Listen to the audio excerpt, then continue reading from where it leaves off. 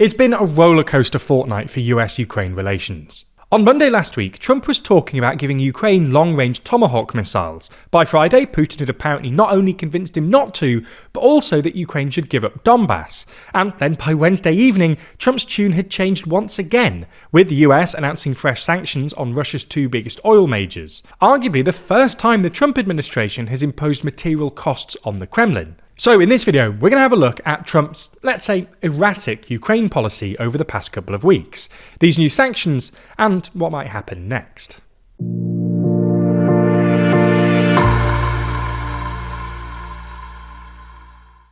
Never miss an episode and always feel in the loop by subscribing and ringing the bell. So let's start with a quick recap. Until Trump's phone call with Putin on Thursday last week, it looked like the US was throwing its weight behind Ukraine. Putin had rebuffed Trump's previous attempts for a ceasefire, and earlier this month the Financial Times reported that the US had stepped up intelligence sharing to help Ukraine hit targets deep inside Russia, including oil refineries. This was tentative evidence to suggest that Trump was coming round to the position of most European leaders, namely that Putin is the real obstacle to peace, and the only way to force him into good faith negotiations is via escalation. On Monday last week, just a few days before he was due to meet Zelensky at the White House, Trump then explicitly floated sending Tomahawk missiles to Ukraine, telling reporters, quote, "The Tomahawk is an incredible weapon, very offensive weapon. Honestly, Russia does not need that." For context, Tomahawks are US-made, jet-powered subsonic cruise missiles with a maximum range of about 2,500 kilometers. And while Ukraine's domestically produced drones and missiles have proven capable of striking targets inside Russia, most military analysts think that Tomahawks would be better able to evade Russian air defense systems, allowing Ukraine to strike better guarded targets like oil refineries or even military installations.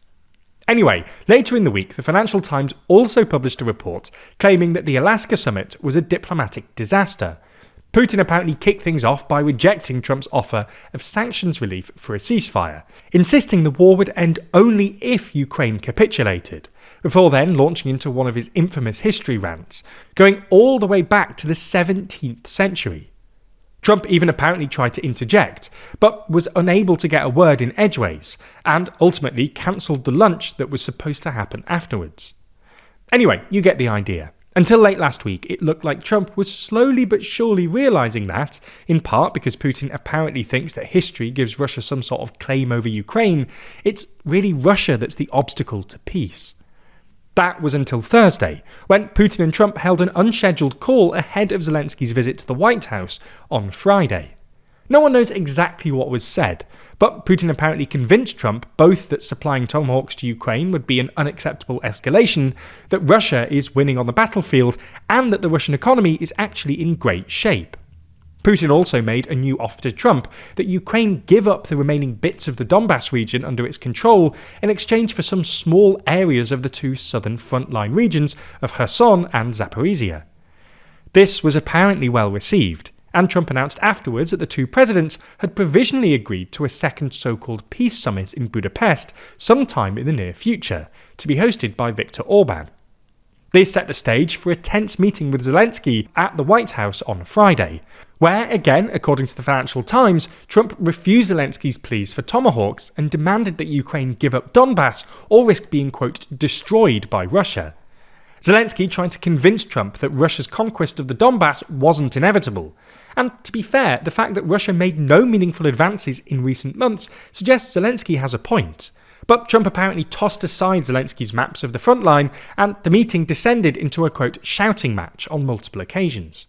While Zelensky apparently did enough to convince Trump he wouldn't give up the rest of Donbass without a fight, compromising instead on a ceasefire along the current front lines, the bust-up and Putin's apparent powers of persuasion over Trump still sparked some understandable despair amongst Ukraine's European backers.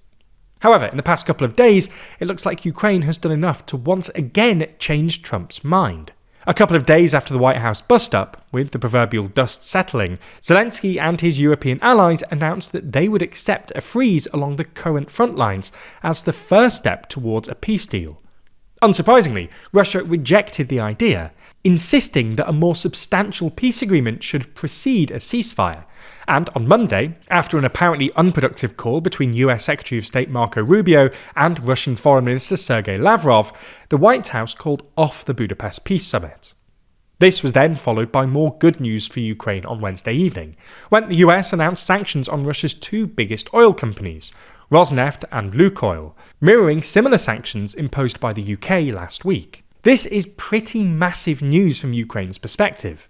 This is the first time the Trump administration has actually imposed new sanctions, something Trump has threatened to do on multiple occasions, and arguably Trump's first material escalation against Russia, if you exclude the recent extra intelligence sharing. These sanctions come on top of the EU's 19th sanctions package, which includes a ban on imports of Russian liquefied natural gas, and an apparent deal between Trump and Indian Prime Minister Narendra Modi for India to reduce its oil imports from Russia. This raises two questions. First, will the sanctions actually work? And second, do they represent a permanent change in Trump's Russia strategy? On the first question, history doesn't bode well for Trump and Zelensky here, and sanctions have had only a limited impact on Russia's economy so far.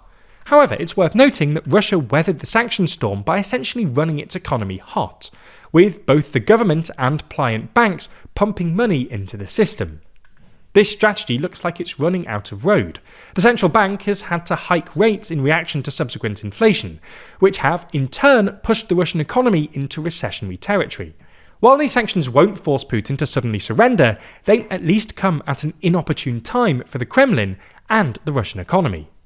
On the second question, while Ukraine and its European backers might hope this episode is proof that Trump has finally come round to their way of seeing things, it's also yet more proof of Trump's fickleness, given he's changed his mind at least twice in the past week. In this light, this episode should also remind Ukraine's European allies that relying on Trump, even if he currently seems pretty pro-Ukraine, is at least a risky strategy, and they might be better off doing what they can to reduce their continued reliance on US support. Before you go, we've just announced our new coffee table book, Assembly Required, a 300-page book which highlights 27 of the world's most beautiful parliament buildings, from the classics like Westminster, the Capitol, or the Hungarian Parliament, to ones that you might not expect, like Georgia, Bhutan, or Bangladesh. For each, we don't only show you beautiful photos of these actually incredible buildings, we also tell you the stories of the buildings, both through passages written by our team, as well as through detailed custom-designed floor plans and diagrams. We really did spend a long time on this too. We spent ages digging into the stories of parliament buildings all around the world, before narrowing it down to the most interesting and beautiful buildings, writing tens of thousands of words to tell you their stories. We've also made both desk and wall calendars based on Assembly Required too, allowing you to experience these beautiful buildings year-round. Both are also double-sided, providing tons of bonus images for you to enjoy. If you're interested, click the link in the description to find out more. There's a whole load of bundles available if you want a good deal. Plus, if you do want a copy, you can get 10% off by using the code ASSEMBLY. That code only lasts for this week, so now's your chance. So if you are interested, then your support will help us to continue investing in our journalism and providing free content for years to come. So thank you, as always.